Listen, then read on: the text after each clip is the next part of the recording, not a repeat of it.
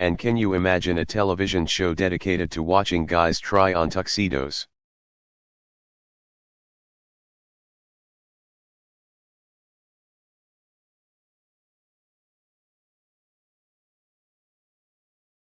Their fathers sitting there misty-eyed with joy and disbelief.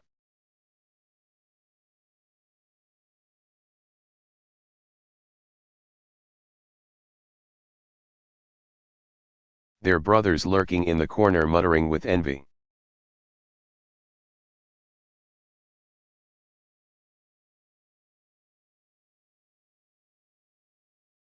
Left to men, weddings would be, after limits testing procrastination.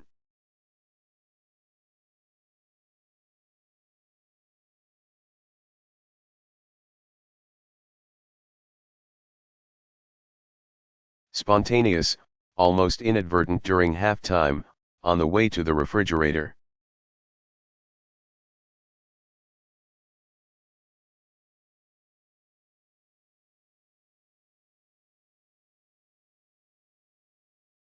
And then there's the frequency of failure. Statistics tell us half of you will get divorced.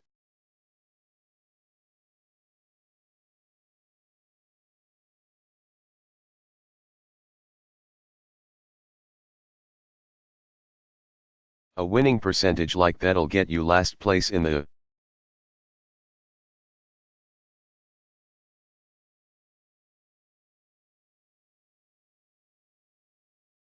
American League East. The Baltimore Orioles do better than weddings.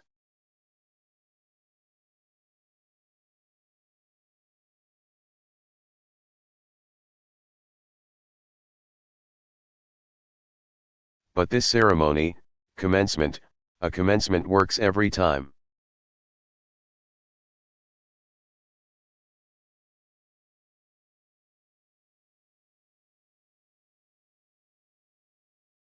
From this day forward, truly, in sickness and in health, through financial fiascos.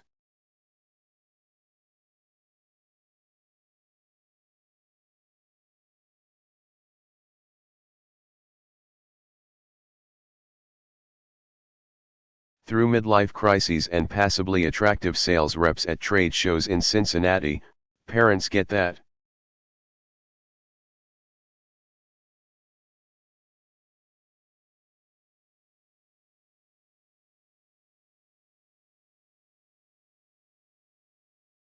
Through diminishing tolerance for annoyingness, through every difference, irreconcilable and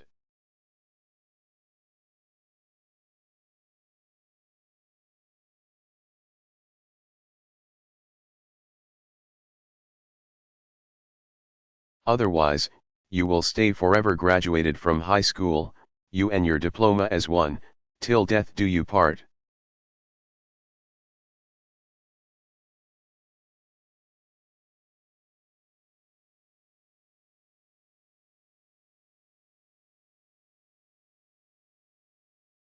No, commencement is life's great ceremonial beginning, with its own attendant and highly appropriate symbolism.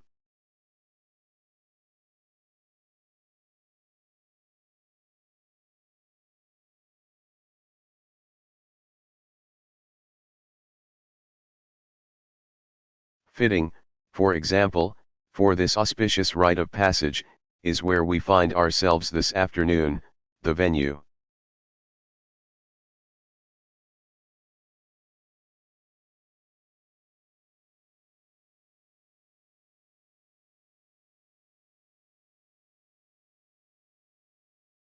Normally, I avoid clichés like the plague, wouldn't touch them with a 10-foot pole.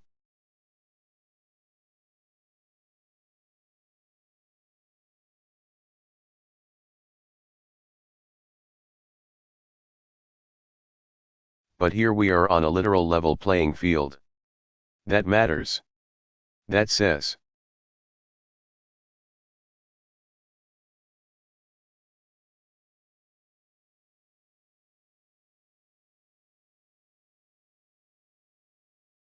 Something. And your ceremonial costume shapeless, uniform, one size fits all.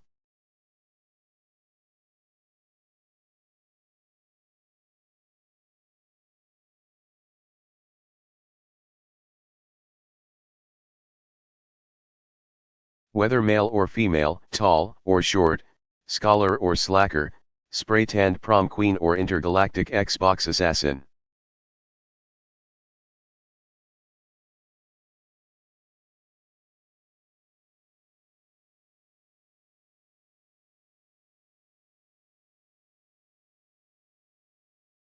Each of you is dressed, you'll notice, exactly the same, and your diploma, but for your name, exactly the same.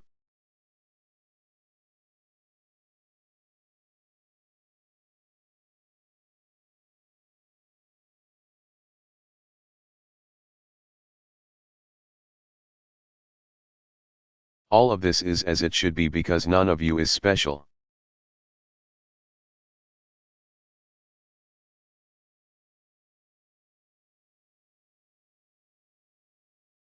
You're not special. You're not exceptional.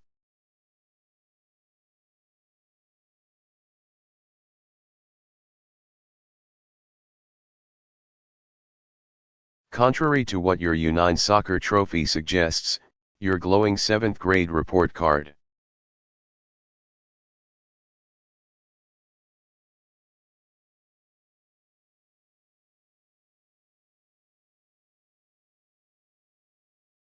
Despite every assurance of a certain corpulent purple dinosaur, that nice Mr. Rogers and your baddie Aunt Sylvia.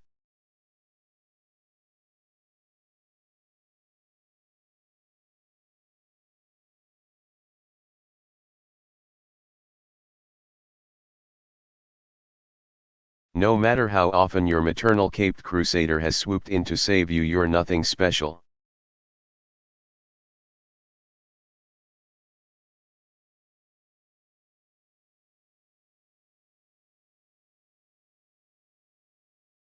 Yes, you've been pampered, cosseted, doted upon, helmeted, bubble wrapped.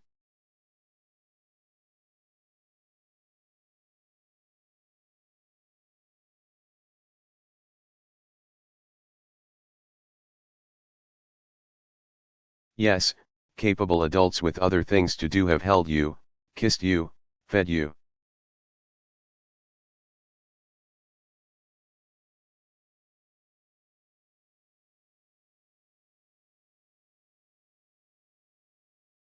Wiped your mouth, wiped your bottom, trained you, taught you, tutored you, coached you.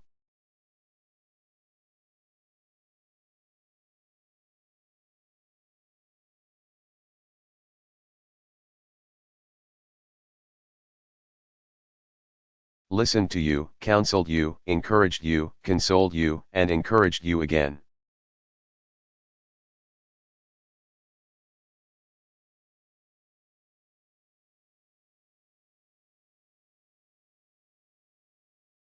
You have been nudged, cajoled, wheedled, and implored.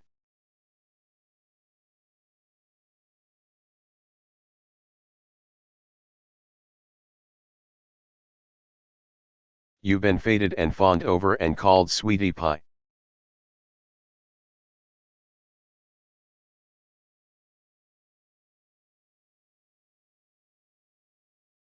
Yes, you have. And certainly, we've been to your games, your plays, your recitals, your science fairs.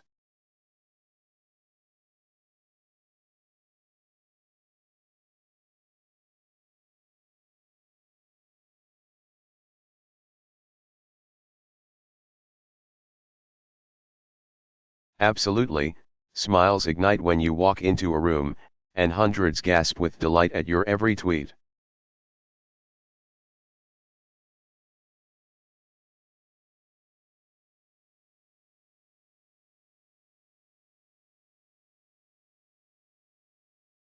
Why, maybe you've even had your picture in the Townsman.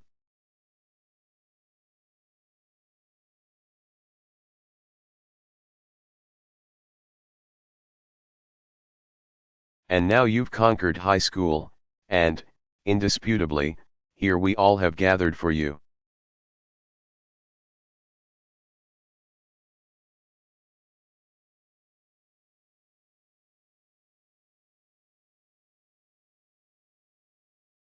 The pride and joy of this fine community, the first to emerge from that magnificent new building.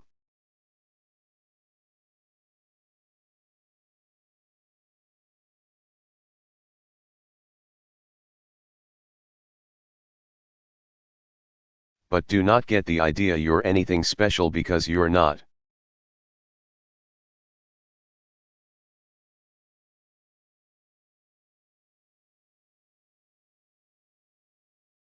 The empirical evidence is everywhere, numbers even an English teacher can't ignore.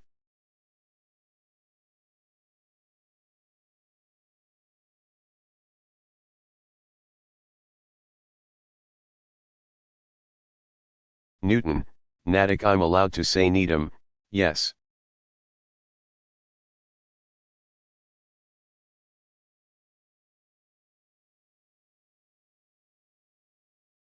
That has to be 2,000 high school graduates right there, give or take, and that's just the neighborhood ends.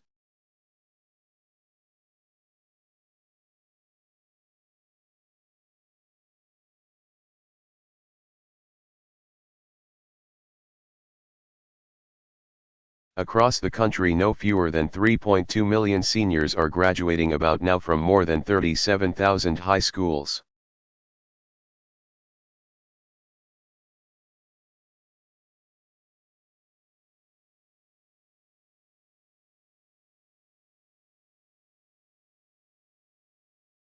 That's 37,000 valedictorians, that's 37,000 class presidents.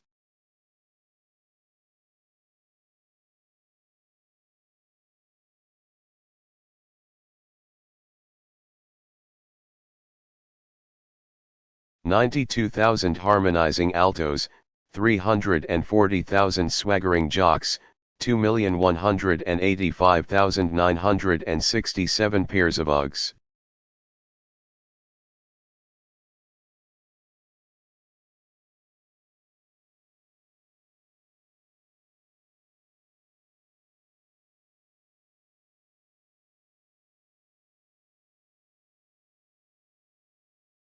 But why limit ourselves to high school?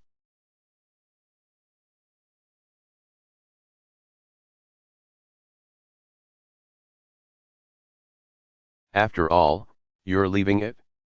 So think about this, even if you're 1 in a million.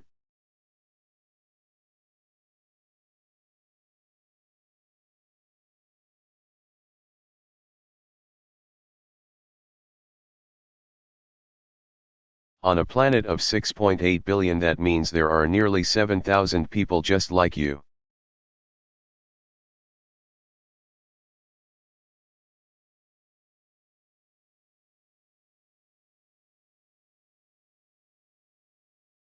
Imagine standing somewhere over there on Washington Street on Marathon Monday watching 6,800 U's go running by.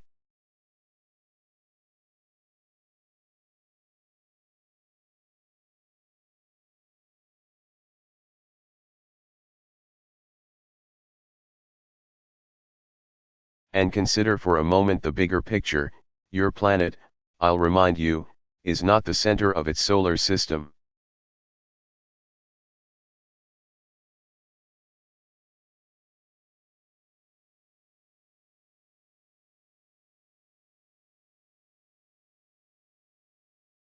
Your solar system is not the center of its galaxy, your galaxy is not the center of the universe.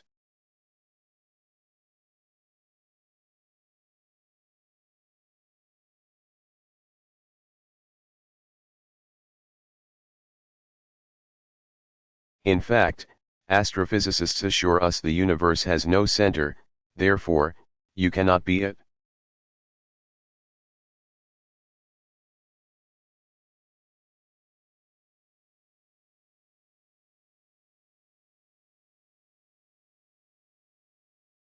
Neither can Donald Trump, which someone should tell him, although the hair is quite a phenomenon.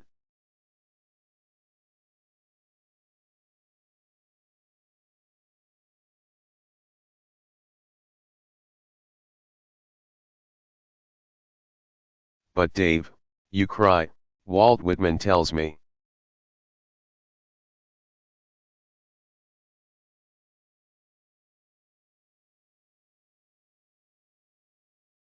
I'm my own version of perfect. Epictetus tells me I have the spark of Zeus. And I.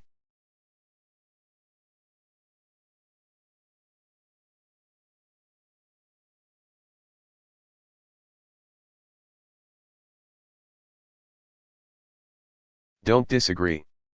So that makes 6.8 billion examples of perfection, 6.8 billion sparks of Zeus.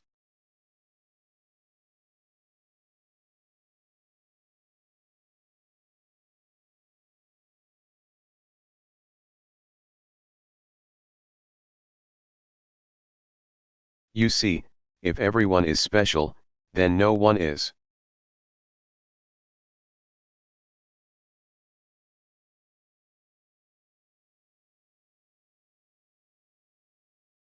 If everyone gets a trophy, trophies become meaningless.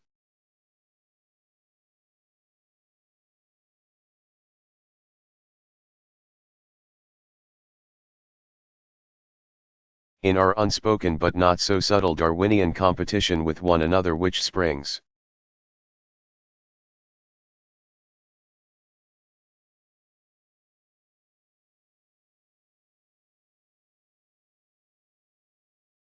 I think, from our fear of our own insignificance, a subset of our dread of mortality we have of late.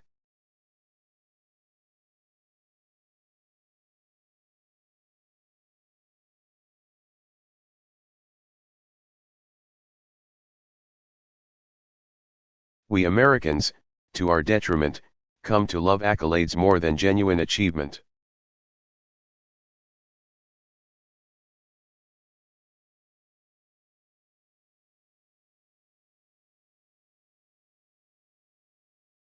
We have come to see them as the point, and we're happy to compromise standards, or ignore reality.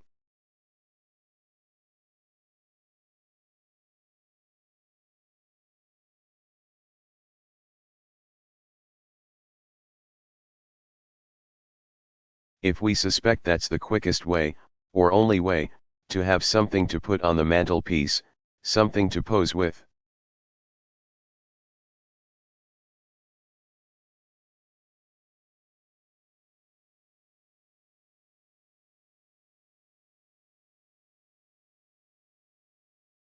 Crow about, something with which to leverage ourselves into a better spot on the social totem pole.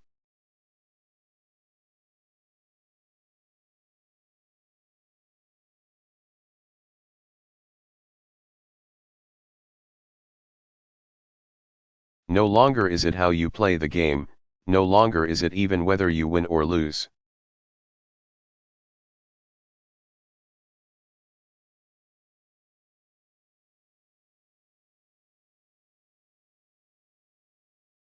Or learn or grow, or enjoy yourself doing it.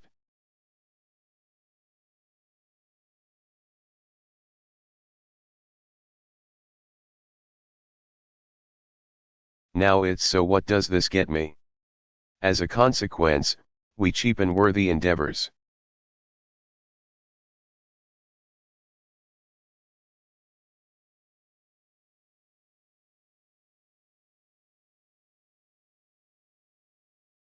And building a Guatemalan medical clinic becomes more about the application to Bowdoin than the well-being of Guatemalans.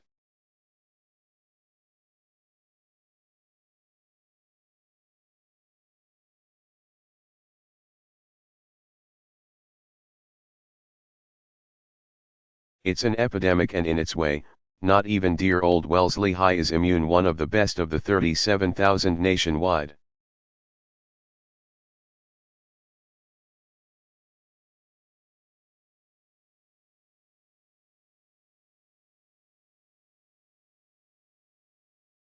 – – – –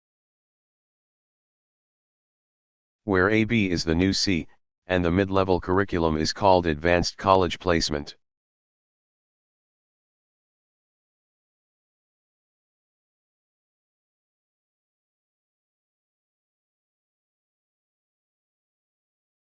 And I hope you caught me when I said one of the best. I said one of the best so we can feel better about ourselves.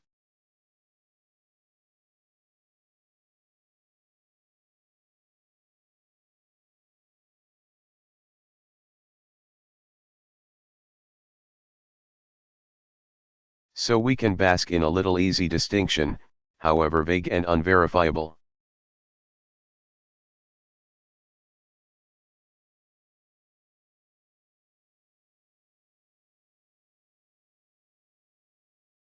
And count ourselves among the elite, whoever they might be, and enjoy a perceived leg up on the perceived competition.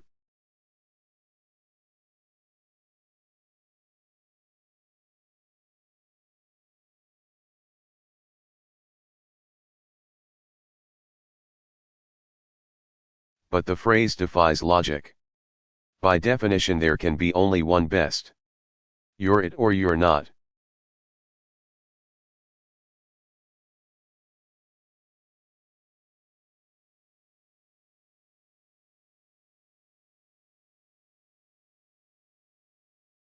If you've learned anything in your 4 years, I hope it's that education should be for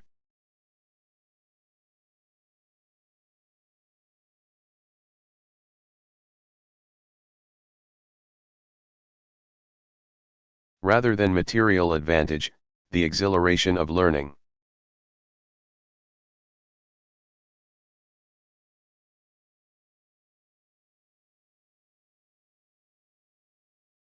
You've learned, too, I hope, as Sophocles assured us.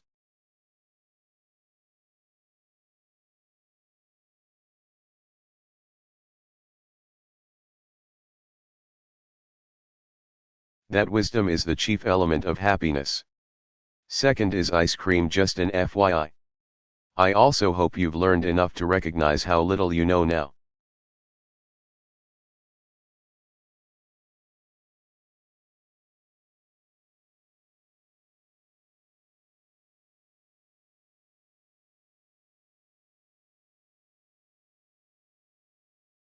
At the moment, for today is just the beginning.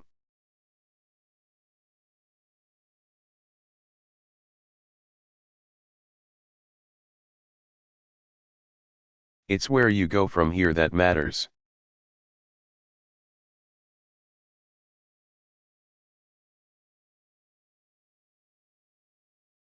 As you commence, then, and before you scatter to the winds.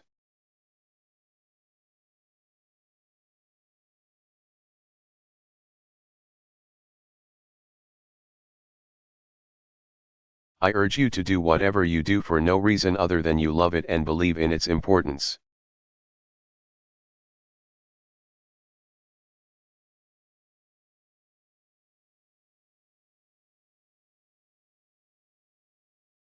Don't bother with work you don't believe in any more than you would a spouse you're not crazy about.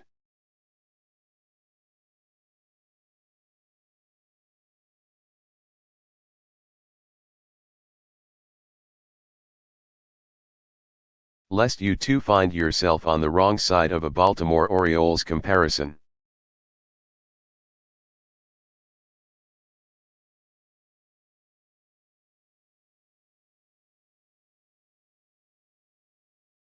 Resist the easy comforts of complacency, the specious glitter of materialism.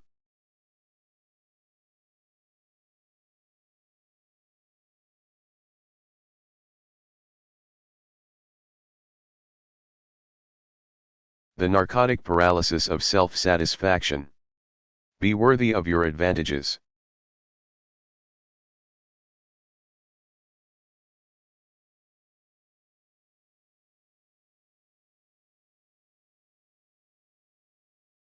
And read.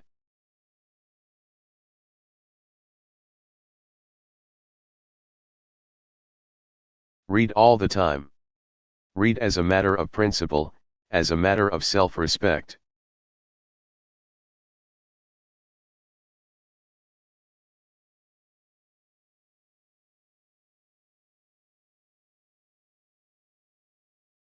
Read as a nourishing staple of life.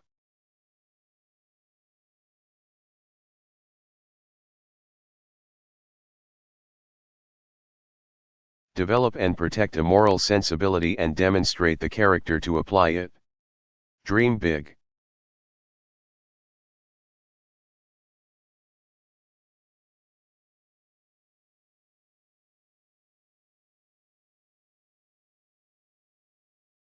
Work hard. Think for yourself. Love everything you love, everyone you love, with all your might.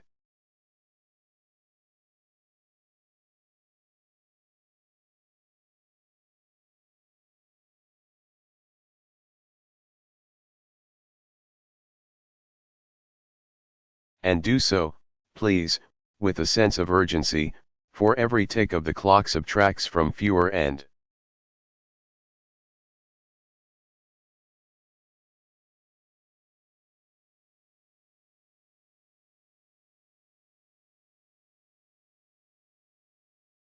fewer, and as surely as there are commencements there are cessations.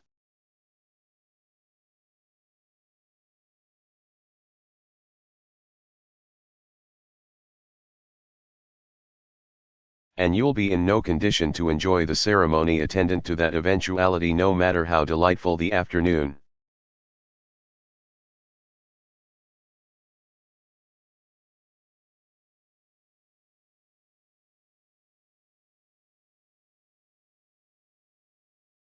The fulfilling life, the distinctive life, the relevant life, is an achievement.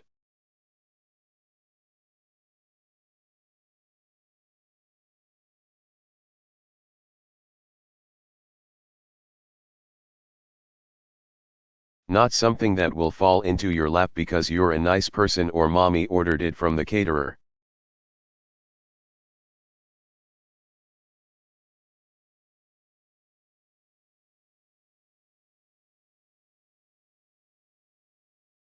You'll note the founding fathers took pains to secure your inalienable right to life.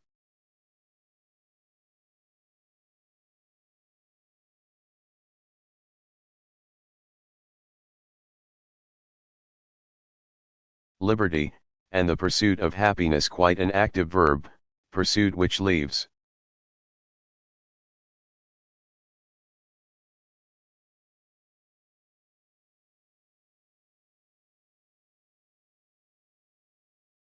I should think, little time for lying around watching parrots roller skate on YouTube.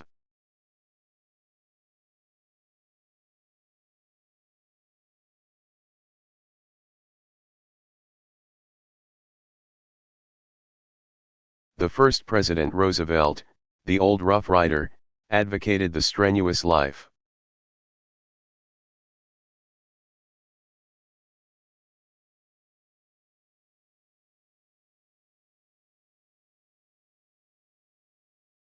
Mr. Thoreau wanted to drive life into a corner, to live deep and suck out all the marrow.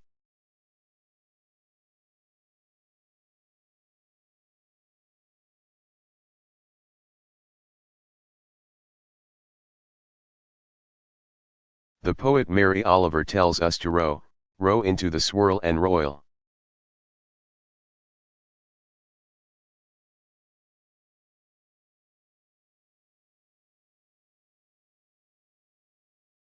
Locally, someone I forget who from time to time.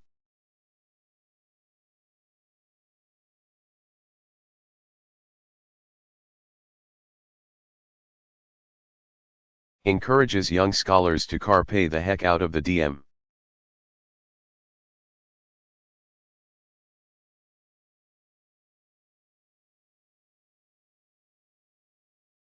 The point is the same, get busy, have at it.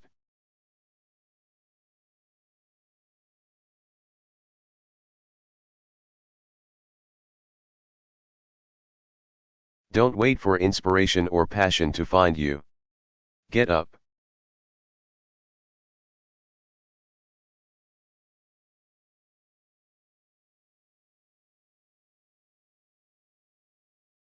Get out. Explore. Find it yourself and grab hold with both hands.